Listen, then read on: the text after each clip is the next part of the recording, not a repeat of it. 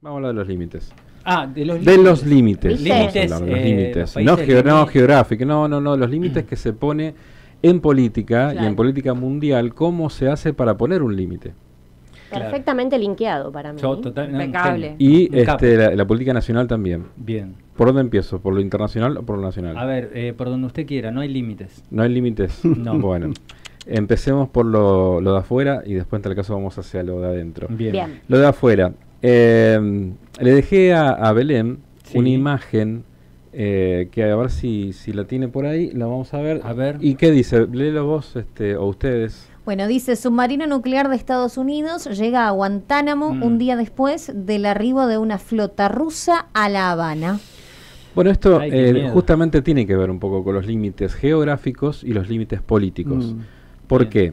Se hizo un ejercicio, en el sentido del ejercicio, en el sentido amplio, ¿no?, de ejercicio. Llegaron 3 buques de superficie y un submarino ruso a Cuba para hacer ejercicios, lo que se dice hacia afuera es por la buena relación, la buena onda que tenemos con los cubanos hace tanto tiempo, nos acordamos. Sería bueno que vayan al gimnasio a hacer ejercicio. Los soldados soviéticos festejaban cuando le tocaba Cuba, porque era un lugar donde había sol, donde esto es cierto, digamos, cuando decía, che, ¿dónde te tocó el ejército soviético? ¿Dónde te tocó? Y me tocó Cuba. ¡Por favor! Iban contentos a Cuba. La salsa, todo, ron, todo lo que bueno. Todo eso, azúcar, dijo. Sí, azúcar. Bueno, más allá de esto, que supuestamente estaban festejando sus relaciones y por eso, en realidad es una prueba que el gobierno de Rusia hace.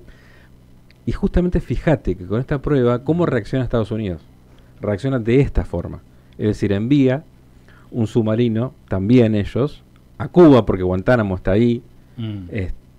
Evidentemente, le está molestando que estas fuerzas rusas estén cerca del límite geográfico con Estados Unidos. ¿Y cuál es la cuestión aquí? Que esto es lo que estuvo diciendo el gobierno de Rusia durante 15 años. Estuvo repitiendo que no estaba de acuerdo con la extensión de la OTAN hacia el este de Europa. Claro. Venían diciéndolo hace mucho tiempo, que no estaban de acuerdo con eso, que no estaban de acuerdo con las bases de Estados Unidos tan cerca de la frontera rusa. Pero nadie lo entendía, porque en realidad, nadie, Occidente, Estados Unidos, decía, cada uno hace lo que quiere, cada uno pone la fuerza donde quiere. Claro, no está poniendo tampoco un jardín de infantes. Entonces, las fuerzas occidentales y fundamentalmente de Estados Unidos cada vez están más cerca de la frontera. A lo cual Rusia dice, nosotros tenemos límites, nosotros tenemos líneas rojas, que es lo mismo que un límite, ¿no? Y justamente Ucrania es una línea roja o un límite para Rusia, para el pueblo ruso o para el gobierno de Rusia. Esta línea considera el gobierno de Rusia que fue cruzada por los Estados Unidos. Entonces responde de la manera que respondió. Podemos no estar de acuerdo, podemos pensar que Ucrania es un país soberano, podemos pensar que había otras soluciones y no una intervención militar. Todo eso se puede poner sobre la mesa, pero a lo que tenemos que ir en un análisis profundo de la situación es que tiene que ver con un límite que se sobrepasó. A ver, un límite que Rusia puso y que vos de otro lado decís y que Estados qué Unidos necesidad tenías. Claro. ¿Por qué lo haces? Exactamente. Bien. Y en política las cosas son como son y no como deberían ser. Otro de los límites que había puesto fue Georgia en 2008, donde hubo una intervención militar también. Y justamente con estos antecedentes podíamos saber quizás lo que podría suceder en Ucrania si se pasaba ese límite. También pasó en Siria, con las intervenciones para desestabilizarlo y hacerlo caer a Bashar al-Assad, un presidente que es aliado de Rusia, un país que es aliado de Rusia. Se lo desestabilizó, se lo intentó hacer caer, no se pudo por la intervención militar de Rusia. Entonces, con los antecedentes de Georgia y de Siria, sabíamos quizás con la dureza que iba a reaccionar Rusia si los límites se cruzaban en Ucrania. Entonces, está muy bien que esto que pasó en Cuba demuestra que Estados Unidos también reacciona ante sus límites cuando son cruzados. Claro, como que esta es un lenguaje ¿no? de las relaciones internacionales. Exactamente. ¿Qué pasó? No importa si tenés razón o no. Si yo digo, este es mi límite, si vos venís acá y me estás mojando la oreja o estás poniendo en peligro lo que yo considero como seguridad nacional. Exactamente. Y la seguridad nacional de Rusia son sus territorios que son limítrofes con Rusia, tan cercanos Rusia. Estados Unidos tiene como un poco sus límites un poco más hacia afuera. Más corridos. Digamos, más corridos. Digamos. Claro, por ejemplo, puede estar en Tierra de Fuego. Puede estar donde va la señora. En Taiwán, puede estar, de hecho, estar en Japón. En Australia. De hecho, por ahí aparece, bombardearon un buque en el estrecho ahí en Yemen, y vos decís, ¿qué hacían ahí? ¿No? Claro, entonces los límites geográficos de Estados Unidos están un poco corridos, digamos, porque sus intereses están corridos. Entonces está bueno pensar en eso de los límites, no solamente el límite geográfico, que sí existe y que es importante y que de hecho se valora, y bueno, Rusia lo valora en ese sentido, sino los límites políticos, ¿no? Así que está bueno que reflexionemos. Lo que pasó en el 62, hace tanto tiempo, yo no había nacido, te claro. Nada. 1962, pero en términos de la historia de humanidad no es nada. No es nada. En el 62, con la crisis de los misiles, pasó algo igual. Pero se manejó de tal manera la información y la historia que ¿qué se recuerda?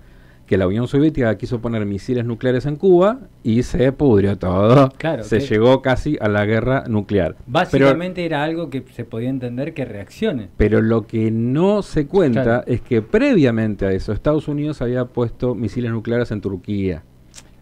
Que en realidad los misiles nucleares en Cuba es una reacción de la Unión Soviética a los misiles nucleares estadounidenses en Turquía. ¿Se entiende? Pero esa parte de la historia se olvidan de contarla, digamos. ¿Por qué se soluciona el conflicto del 62? No porque Kennedy amenazó y lo retó a Khrushchev.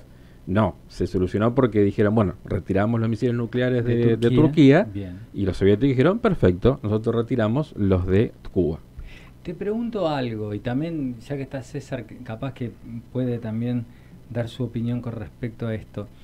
La carrera armamentística nuclear, ¿no? Que sabemos de su poderío, digamos, aniquilador del mundo en sí, es un poco en estas últimas décadas, del 45 a esta época, un dador de